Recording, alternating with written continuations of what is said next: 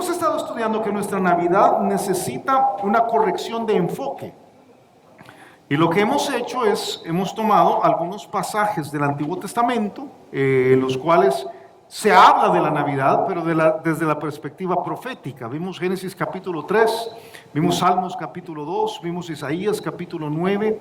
Y el día de hoy estamos abriendo un trozo en Hebreos capítulo 10 que está conectado con un salmo. Tú lo vas a ver en unos momentos, con el Salmo capítulo 40. Y vamos a ver la necesidad de Navidad. ¿Por qué era indispensable que la Navidad sucediera así como nosotros lo tenemos? La necesidad específica de Navidad. Y lo que vamos a ver, fíjate, es un trozo de carne. Es un trozo de carne. Yo desde ya te digo, voy a tratar de ser breve, preciso, conciso, sumiso y macizo, ¿verdad? Voy a tratar de ser tan claro como sea posible, porque es un trozo de carne. Entonces tu tenedor y tu cuchillo espiritual, vamos a cortarlo y vamos a tratar de comer. Si sigues las redes sociales, has visto el revuelo de Netflix de esta semana, ¿verdad? Netflix produciendo una película, entiendo yo que es un grupo de brasileños que lo ha hecho y Netflix la ha publicado en su plataforma. Creo que es una producción directa de Netflix, en las cuales se presenta a Jesús como homosexual. Esto ha generado una serie de debates. Obviamente la película no está para beneficiar la comunidad homosexual, no ese es el propósito, es más bien la intención es hacer una burla de Jesús. Entonces, esto ha generado una serie de indignaciones, claro, que hablen de Jesús es terrible. Y tienes a un grupo de cristianos en redes sociales atacando a Netflix. Y ahora dices, yo me quiero divorciar de Netflix. Y ahora tienes estos últimos 2 o 3 días una serie de cristianos atacando a los cristianos que están atacando a Netflix. Y entonces yo digo, qué barbaridad, qué relajo es esto, ¿verdad? Me dan ganas de agarrar la Biblia, ¿verdad? Y explicarles lo que la Biblia dice. O sea, es lo que me dan ganas de decir, hey, cómo funciona la cosa. El ataque contra Jesús no es algo nuevo. O sea, el ataque contra Jesús ha sido parte de la historia de Jesús desde el principio. El ataque contra Jesús fue físico cuando él estaba recién nacido y Herodes estaba tratando de matarlo, de asesinarlo. A lo largo de la historia el ataque ha sido de diferentes tipos. A veces ha sido en contra de su deidad, ¿verdad? Algunos de una manera más cerebral han atacado su deidad.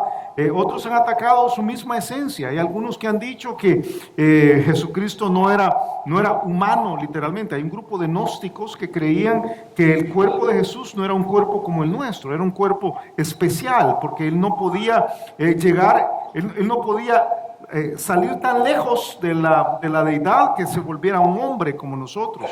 Hay otros que dicen que Jesús no era Dios siempre, sino que fue Dios en el momentito en que la paloma, ¿te acuerdas? El Espíritu Santo descendió y se posó sobre él. El ataque ha sido de un montón de maneras.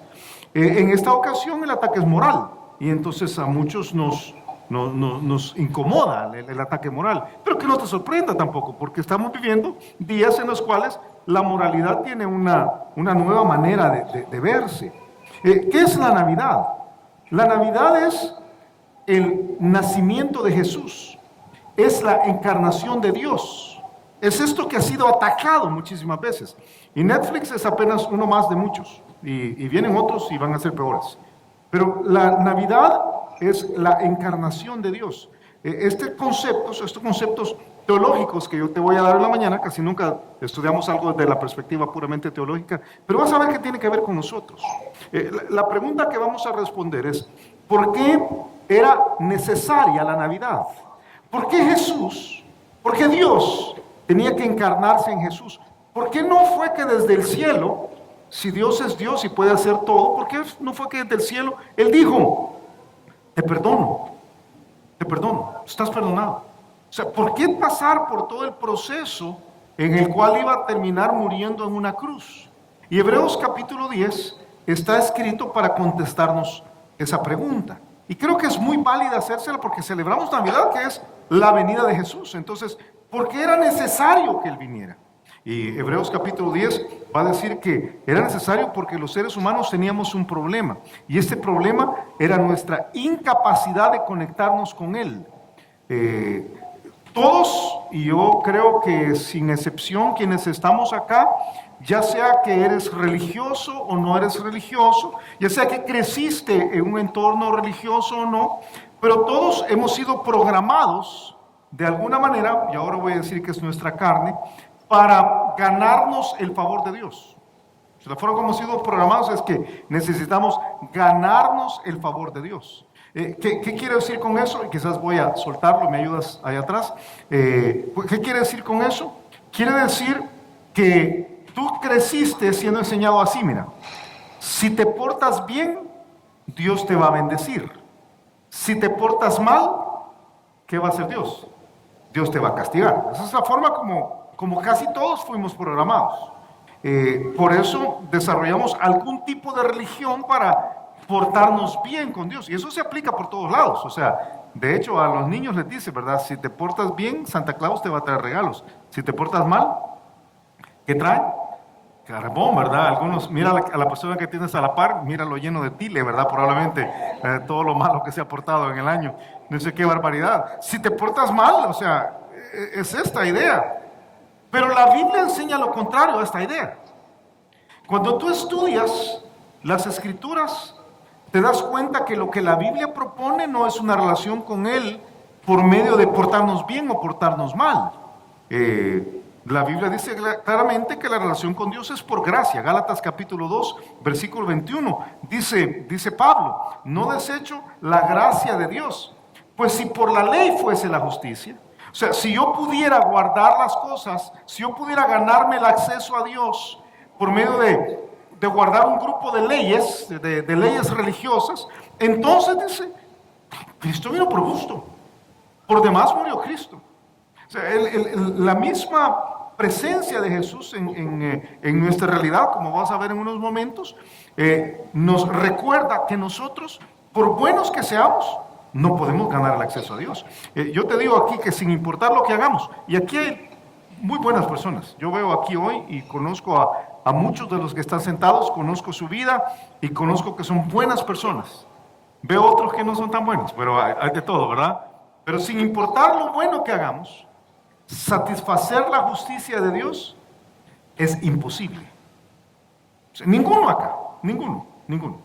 El libro de Hebreos entonces va a tratar ese problema y va a mostrar cómo Navidad era necesaria. Mira, Hebreos capítulo 10, versículo 1 dice, porque la ley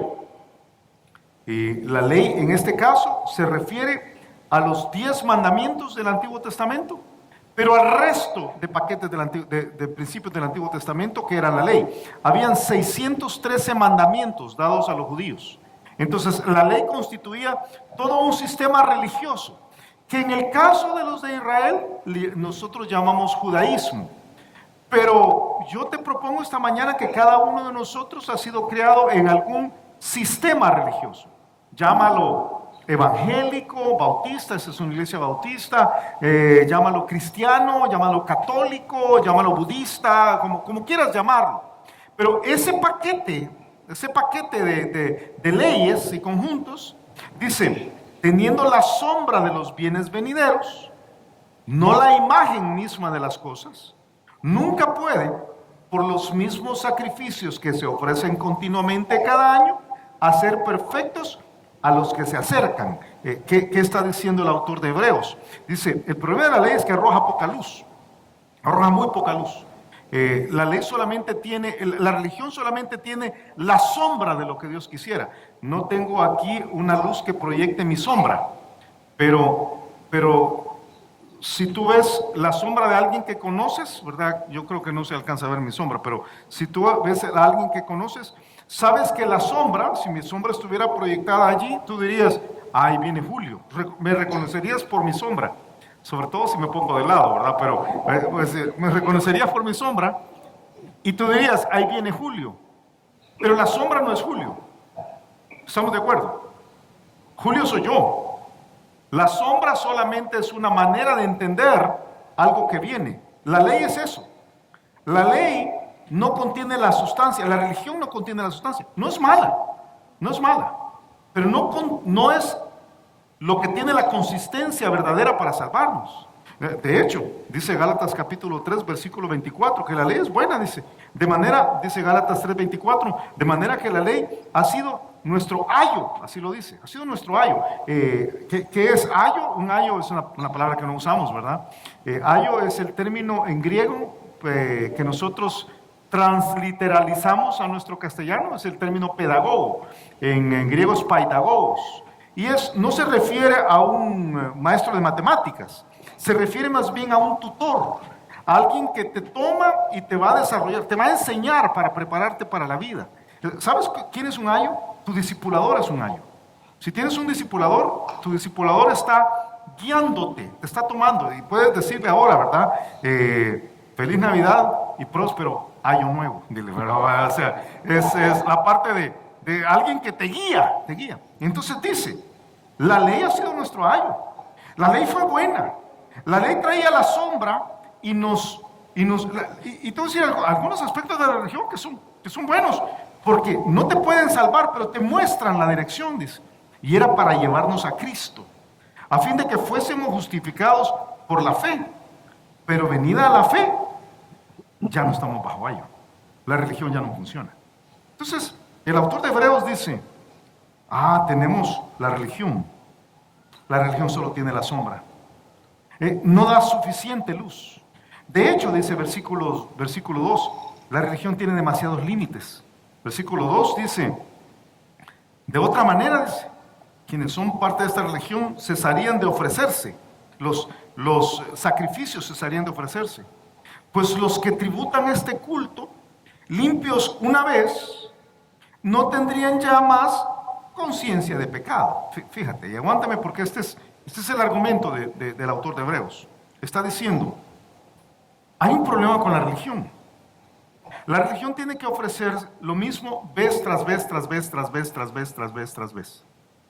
Si tú has estado en algún tipo de religión, sabes que así funciona. O sea, es vez tras vez, tras vez, tras vez. No es ir un domingo, es ir todos los domingos. No es dar una ofrenda, es dar ofrendas todas las semanas. No era en este caso ofrecer un cordero, era ofrecer un cordero continuamente y ofrecer un becerro y un macho cabrillo cada año, todos los años. Y dice, ¿por qué? Porque el problema de la ley, dice, es que no puede quitar el problema permanentemente. No puede. No te puede hacer perfecto. Ese es el problema de la religión. Ninguna religión te puede hacer perfecto. De hecho, dice Mateo capítulo 5, que si tú no tienes una relación, si tú quieres tener una relación con Dios, necesitarías ser perfecto. Mateo 5:48 dice, sed pues vosotros perfectos, como vuestro Padre que está en los cielos es perfecto. Entonces, la religión hace algo, pero no hace lo suficiente. ¿Sabes cómo es? Para poner una analogía. ¿Cuántos aquí usan tarjetas de crédito? Sin pena, no te la voy a pedir prestada, no te preocupes. Ok, tarjetas de crédito. Yo espero que tus tarjetas de crédito las pagues por completo mes a mes, porque esa es la forma como una tarjeta de crédito funciona. Pero ¿conoces tú a alguien? Ahora no tienes que levantar la mano si eres tú. Pero ¿conoces tú a alguien que solamente hace el pago mínimo? ¿Conoces a gente que solo hace el pago mínimo? Ok. ¿Cuándo va a salir de la deuda la persona que hace el pago mínimo? Nunca, ¿verdad? ¿Sabes que si tú solo haces el pago mínimo, aprendes que las tarjetas de crédito son espirituales? Porque son eternas. O sea, ahí pagas y pagas y pagas y pagas y pagas y pagas. La religión es el pago mínimo. La religión te mantiene conectado de alguna forma, ¿verdad? Con Dios, pero nunca arregla el problema. Siempre estás en deuda. Y tú puedes regresar cada vez y siempre estás en deuda.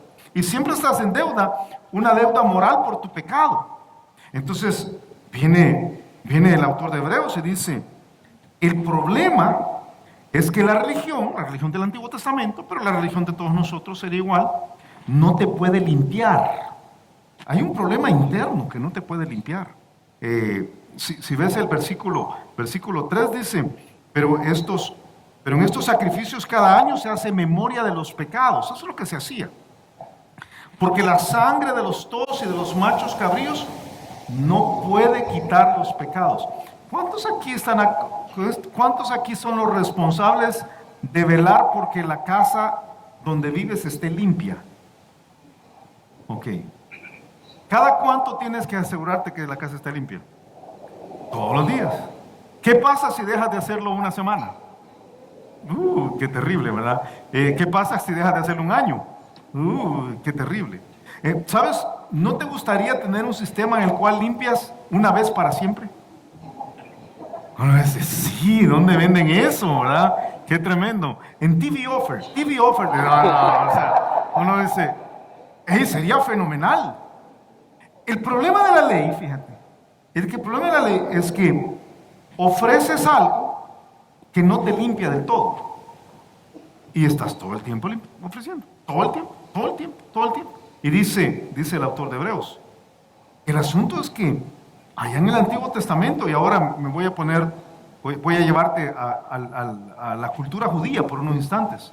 Allá en el Antiguo Testamento, el sumo sacerdote, una vez al año, tenía que tomar un becerro, un toro, un macho cabrío y un macho cabrío, tenía que sacarles la sangre, porque la sangre, es que la sangre era el pago del pecado. Y dice que sacaba la sangre de estos animales, entraba al lugar santísimo. El tabernáculo era donde moraba Dios y tenía dos compartimientos. Uno era el lugar santo donde constantemente entraban los sacerdotes, pero había uno que era donde estaba la presencia misma de Dios. Ahí estaba el arca del pacto y había una plancha de oro grande arriba que se llamaba propiciatorio. El sumo sacerdote entraba una vez al año y ponía la sangre de estos animales sobre el propiciatorio. Y entonces la deuda con Dios quedaba pospuesta por un año. O sea, Dios decía, no me voy a molestar por un año. Un año después, el sumo sacerdote tenía que entrar otra vez con la sangre de otros animales y derramarla. Y entonces se calmaba la ira de Dios por un año. Y un año después se volvía a hacer por un año. Entonces dice el autor de Hebreos, el problema es que esa sangre no puede limpiarte. Se necesita sangre, pero esa sangre no funciona. Dice el Levítico capítulo 16, versículo 27. Si quieres estudiar sobre esto, Levítico 16 tiene todos los detalles. Pero dice, y sacarán fuera del campamento el becerro y el macho cabrío, inmolados por el pecado, cuya sangre fue llevada al santuario para hacer la expiación. Quemarán en el fuego su piel, su carne, su estiércol. Eso decía la ley, eso decía la religión. Y dice el autor de Hebreos, pero no funciona. No funciona, aunque la sangre es necesaria. Hebreos capítulo 9, versículo 22 dice, casi todos purificados según la ley con sangre, y sin derramamiento de sangre no hay remisión, no hay perdón. ¿Qué nos dice el autor de Hebreos, los primeros 3 versículos? Nos dice, la religión tiene la sombra, no funciona, pero es buena porque nos señala una necesidad, y esa necesidad es que para perdonar tus pecados se necesita sangre. La única forma de pagar por tus pecados es la muerte y es la sangre. Navidad es sobre todas las más fechas, fíjate, por lo que vas a ver ahorita, un recordatorio de que la religión humana no nos lleva a Dios. Es lo que dice ahí atrás, ¿verdad? Es recordatorio de que la religión humana no nos lleva a Dios. No nos lleva a Dios. Entonces, versículo 5, fíjate. ¿Cuáles son las primeras 3 palabras del versículo 5? Ok, este es un argumento. Está diciendo, la religión no funciona. Como la religión no funciona, Hebreos 10, del 5 al 7, presenta una conversación entre Dios Hijo y Dios Padre en algún momento de la eternidad. ¿Sabes cómo funciona? Viene Dios Padre, dice, yo veo a Julio, yo quisiera salvar a Julio, yo quisiera tener una relación con Julio, pero Julio tiene un problema que es el pecado, y Julio no puede pagar por esto. La religión de Julio, por buena que sea, no le funciona. Entonces viene Dios Hijo y va a decir, pues yo me voy a encarnar. Y yo voy a tomar cuerpo y voy a pagar con mi sangre los pecados de Julio. Esa es la conversación de Hebreos capítulo 10, versículo 5. Mira cómo lo dice. Por lo cual, entrando en el mundo, dice, sacrificio y ofrenda no quisiste, mas me preparaste cuerpo. Holocaustos y expiaciones por el pecado no te agradaron. Entonces dije, he aquí que vengo, oh Dios, Navidad, ¿verdad?, para hacer tu voluntad, como el rollo del libro está escrito de mí. Dios toma la decisión de encarnarse. Yo te voy a decir, y yo te pido que me prestes tu mente, porque a veces usamos estos términos y no los terminamos de digerir, creo yo. Dios hace posible lo que es imposible para el hombre. Si estás visitándonos hoy por primera vez, yo quiero que te lleves este pensamiento en la mente. Dice el Señor Jesucristo de manera clara en Lucas capítulo 18, versículo 27. Él les dijo, lo que es imposible para los hombres es posible para Dios. Dios puede tomar algo que es imposible y hacerlo posible. Él ve esta necesidad grande, Lucas 18, 27 lo dice, él ve esta necesidad grande y entonces dice, vamos a hacer algo, vamos a lograr de alguna manera sacar a Julio y a sacar a todos los que están aquí del problema que tienen del pecado. Y la respuesta a ese problema de parte de Dios fue que se encarnara, fue encarnarse. Dijo, me preparaste cuerpo. Yo voy a tener cuerpo porque voy a morir por estos que no pueden pagar por sus pecados. Yo te digo algo tremendo. Versículo 5 dice, va a explicar del sacrificio de Jesús. Y va a decir, fíjate, por lo cual entrando en el mundo dice, sacrificio y ofrenda no quisiste, mas me preparaste cuerpo. Lo primero que nada es que este sacrificio tenía que ser físico. Tenía que haber un cuerpo físico que literalmente hiciera el derramamiento de la sangre. Por eso usamos este término grande, la palabra encarnación, que yo sé que es el nombre de algunas personas, pero encarnación habla de que Dios, ponte a pensar, Dios, que la Biblia dice que es el autor de todo, o sea, de todo, el creador de todo. Él diseñó el paramecio, ¿verdad? Él diseñó los quarks, ¿verdad?, más pequeños, y diseñó las galaxias, las supernovas y todo lo demás. Dice que todo subsiste en Él. Él existe desde antes de la creación del tiempo. Y dice que de repente se hizo un bebito. Eso es increíble. La Biblia dice en Juan capítulo 1, dice, y aquel verbo fue hecho carne. O sea, Jesús, el Dios creador de todo, se hizo carne como nosotros y habitó entre nosotros. Jesús vino para ser como nosotros. Literalmente el texto dice, levantó su tienda de campaña entre nosotros y vivió como nosotros. Si tú, yo sé que uno ve los nacimientos ahora de Navidad, ¿verdad? Las figuritas de Navidad, y siempre ve al niño Jesús como un niño bien bonito, pero Jesús fue un niño como todos. ¿Cómo son los niños recién nacidos? ¿Bonitos o feos? Son bonitos de ternura, ¿verdad? Pero honestamente los niños recién nacidos se parecen a Winston Churchill, ¿verdad? Un poquito, ¿no? Dicen que la única forma de dar un piropo a un niño recién nacido es, ¡hey! Se parece al papá, ¿verdad? ¡Qué bonito! ¿Verdad? Pero recientemente parto natural. Jesús fue un niño como todos. Y luego tuvo una vida como la de todos. Se cansaba, le daba sed, le daba hambre, le daba sueño. Se desarrolló en una familia como todos. Entonces alguien diría, Jesús vino entonces para experimentar la realidad humana. No, Él experimentó la realidad humana, pero eso no era su propósito. Dicen otros, Jesús vino para ser el ejemplo de vida de nosotros. No, Jesús es el ejemplo de vida, pero no vino para eso. Jesús vino por una sola razón.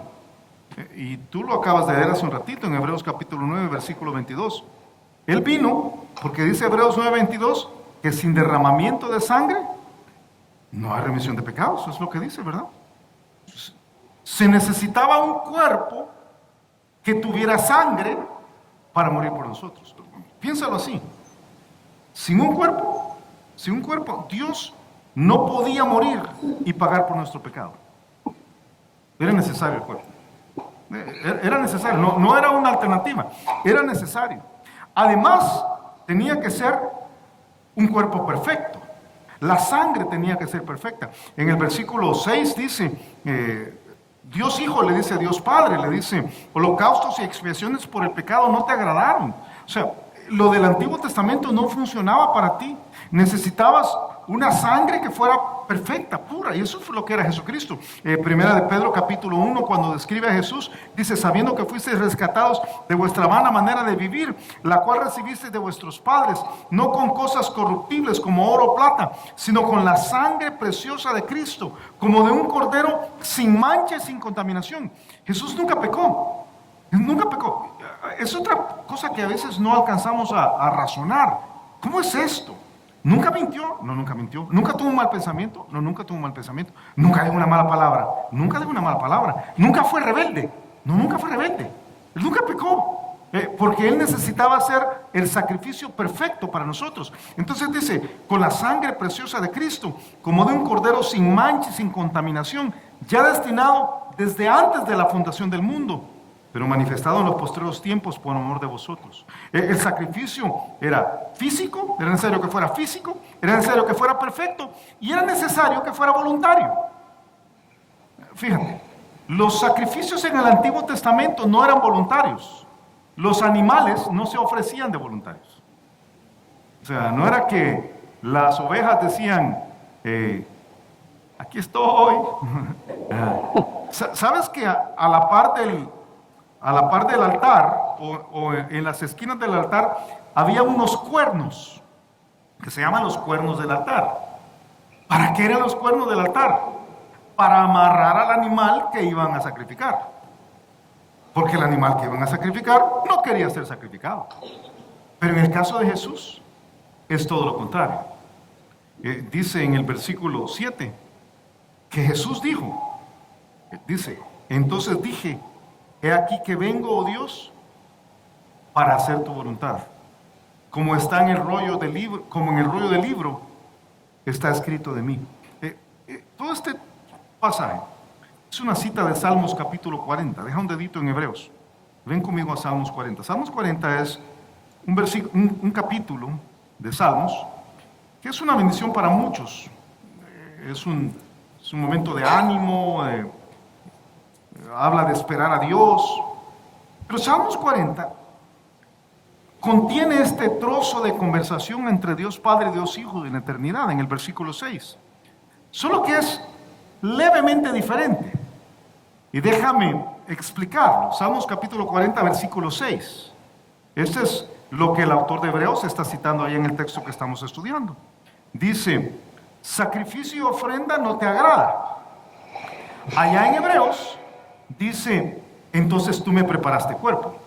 Como las ofrendas de los machos cabríos no te satisfacían, entonces tú me preparaste un cuerpo para que yo pudiera ofrecerte el sacrificio. Aquí dice de otra forma, dice, sacrificio y ofrenda no te agrada. Has abierto mis oídos. Ay, porque aquí dice, has abierto mis oídos y ahí dice, me preparaste cuerpo. Holocausto y expiación no has demandado. Entonces dije, he aquí vengo.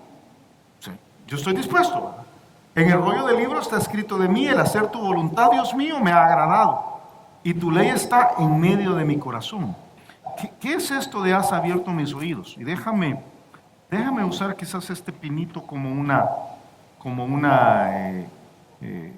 forma de darte la analogía.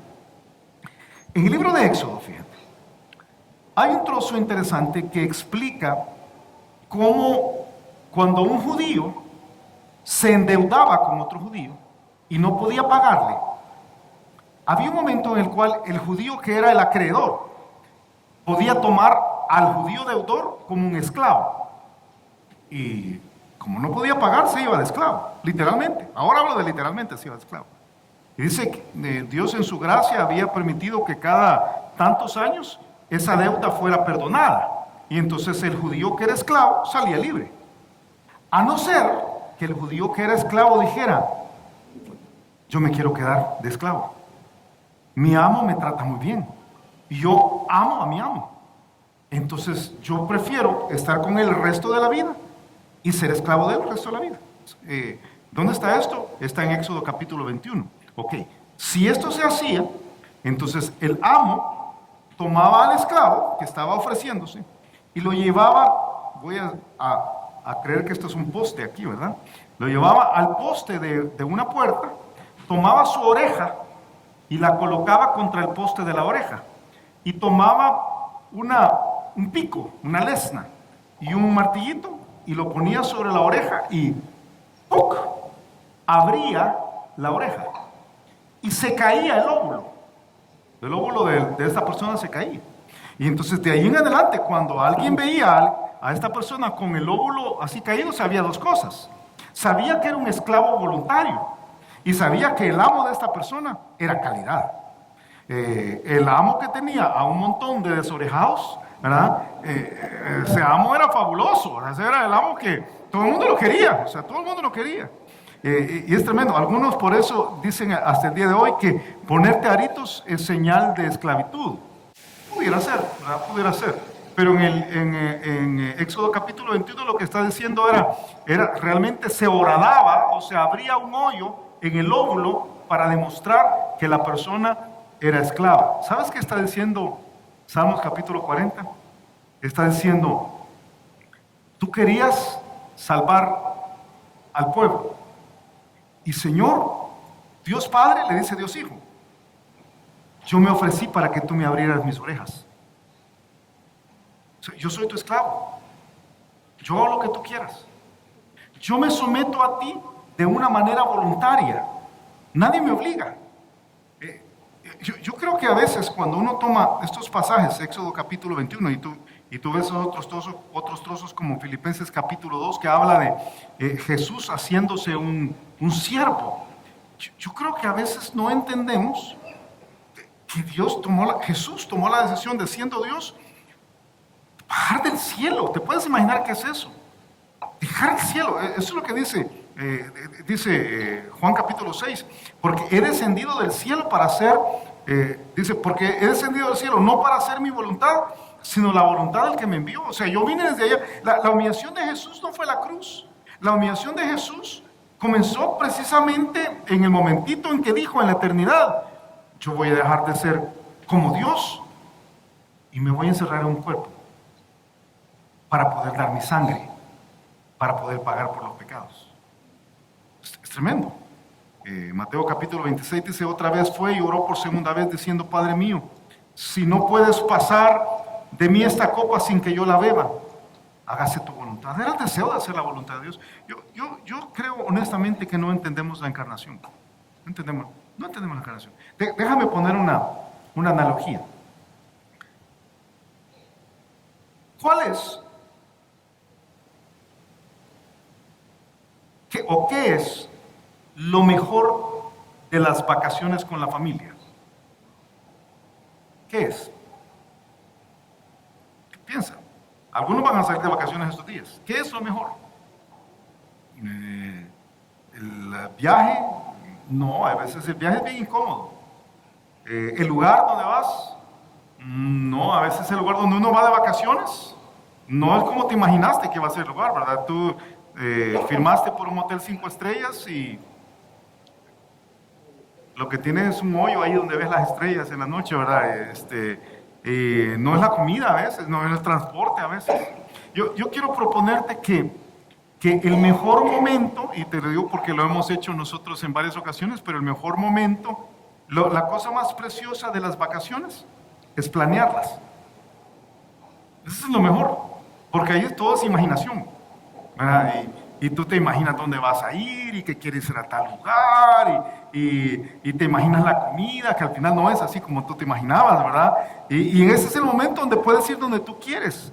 Y le preguntan al niño, vamos a ir de vacaciones, ¿a dónde quieres ir? A Disney. Y tú dices, no, a Disney, no, ya fuimos, ¿verdad? Teleférico hace unos años aquí, ¿verdad? Entonces, pero ese es el momento donde puedes soñar. Ok, ¿cuántos acá escogerían irse de vacaciones a una colonia de leprosos en Calcuta?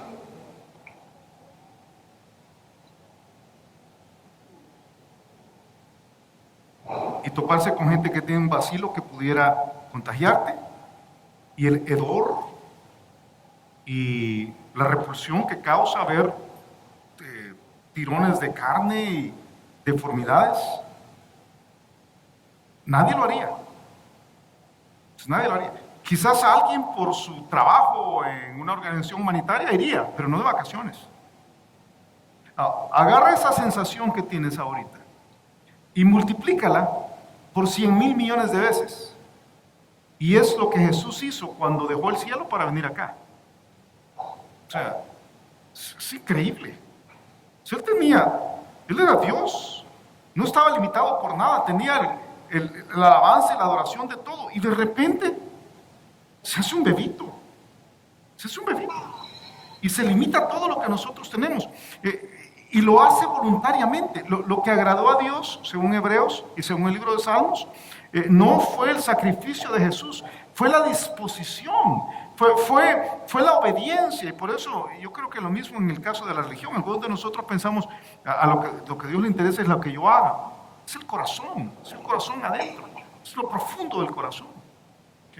Entonces, mira lo que produce. Hebreos capítulo 10. Ahora entiendes, Hebreos capítulo 10. La religión no funcionaba. Entonces Dios tuvo que encarnarse. Y fue Navidad. Navidad es eso.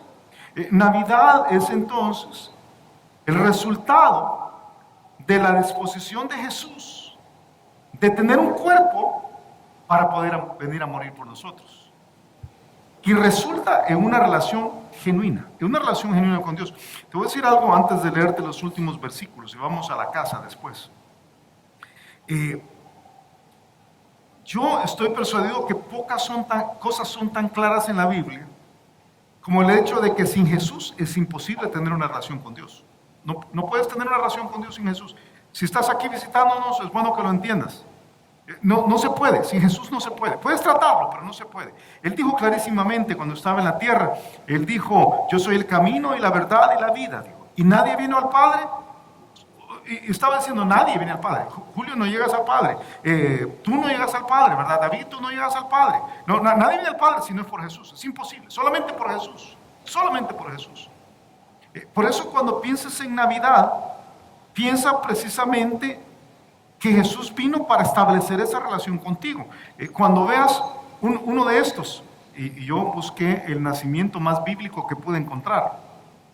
Porque tú sabes, los nacimientos ahora, a veces no son tan bíblicos, ¿verdad? Yo he visto unos que tienen a Santa Claus y no me acuerdo quién más, entonces digo, no, está equivocado, eso no es bíblico. Pero este nacimiento tiene los elementos correctos. Tiene a José, tiene a María, tiene al bebito, ¿verdad? Tiene el pesebre. El pesebre es un lugar donde los animales comen, ¿verdad? Tiene el pesebre, tiene los animales, que aunque no están presentes en la narrativa bíblica, tendrías que concluir que están ahí presentes. Tienes el establo, tienes los pastores, ¿verdad? Y no tienes nada más. Ahí no están los 3 reyes magos porque no están en la Biblia, ¿verdad? Melchor, Gaspar y va a saltar, no aparece, ¿verdad? Negro, chino y amarillo, no, negro, chino y blanco no aparecen. No está la estrella, no está todas estas otras cosas que no están colocados en el texto dentro del nacimiento de Jesús. Ok. Cuando tú veas uno de estos, lo veas en la casa, tú pones tu nacimiento, o vas a un centro comercial, o recibes una tarjeta de Navidad, que ya nadie da tarjetas de Navidad, pero recibes el WhatsApp, ¿verdad?, de Navidad, con la imagen de Navidad. Cuando veas esto, piensa que aquel cuerpecito en el pesebre era una ofrenda preparada para el sacrificio. No diezmos y ofrendas. Ajá. Aquí sí que me sacaron. Aquel cuerpecito en el pesebre. Hoy sí me ganaste, qué barbaridad.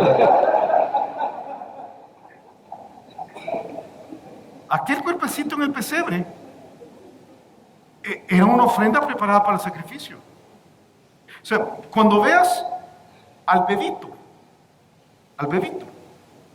ese bebito es una ofrenda, pero no es una ofrenda monetaria, es un cuerpo que se va a ofrecer.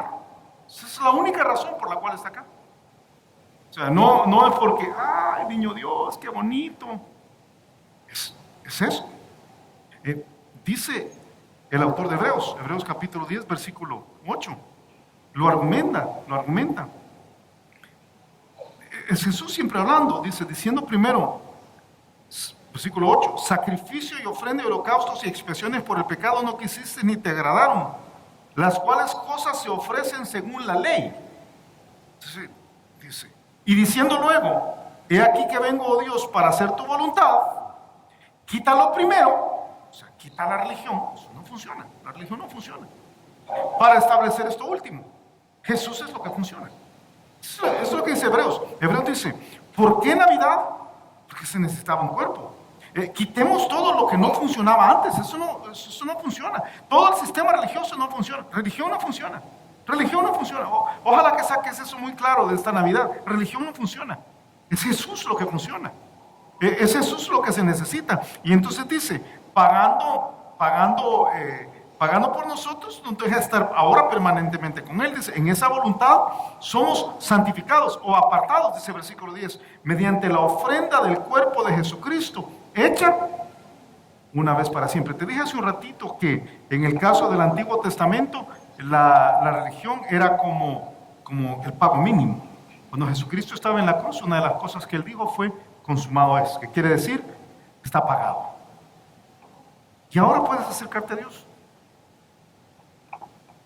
Si estás pasando por un divorcio, puedes acercarte a Dios y Dios te escucha. Y si tienes cáncer, puedes acercarte a Dios porque Dios te oye. Y si tienes una circunstancia crítica del alma, puedes acogerte a Él porque Él está contigo. Y si mueres y tienes una relación con Él, tus pecados pueden ser perdonados y terminar en el cielo. Porque Jesús le dijo al Señor, a su Padre, yo siendo Dios, me voy a encarnar para tener un cuerpo, para ofrecer la sangre, para poder pagar los pecados. Para siempre. Por eso no tenemos que sacrificar a Cristo todo el tiempo. Solo fue necesario una vez. Dios quiere. Todo esto está conectado con la idea de la voluntad de Dios, porque Dios quiere. La Biblia dice en Romanos capítulo 5, versículo 8, que Dios muestra su amor para con nosotros, en que siendo aún pecadores, Cristo murió por nosotros. Y Él ofreció un regalo. Es Navidad. Déjame cerrar esta mañana con un versículo que todo el mundo conoce, pero que pocos asociamos con Navidad. Dice Juan 3:16, porque de tal manera amó Dios al mundo, que hubo Navidad. Eso fue. Tanto amó Dios al mundo, porque muchos piensan tanto amó Dios al mundo que fue la cruz. Sí, pero primero fue la Navidad. La Navidad es el regalo de Dios para nosotros porque nos ama. Es la provisión de un cuerpo, de Dios en un cuerpo para poder tener la sangre, para poder pagar por nuestros pecados. Para que todo aquel que en Él cree no se pierda, mas tenga vida eterna. Religión no sirve. La relación con Jesucristo se sirve. Por eso, la pregunta de esta mañana para cerrar es: ¿qué tienes tú? ¿Tienes religión? Quizás eres religioso. Eres un buen bautista, buen evangélico, o eres un buen católico. No funciona. No funciona. ¿O tienes a Jesús? Esa es la gran pregunta. La Biblia dice en 1 Juan 5 que el que tiene el Hijo tiene la vida. El que no tiene el Hijo de Dios no tiene la vida. Yo te invito el día de hoy a que recibas a Jesús, porque para eso vino Él. Yo te pido que agaches tu cabeza, cierres tus ojos, vamos a orar.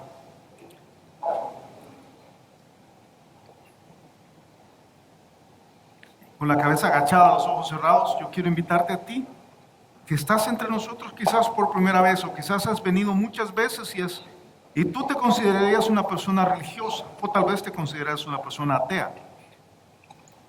No hay diferencia. La religión no te sirve. Necesitas de Jesús.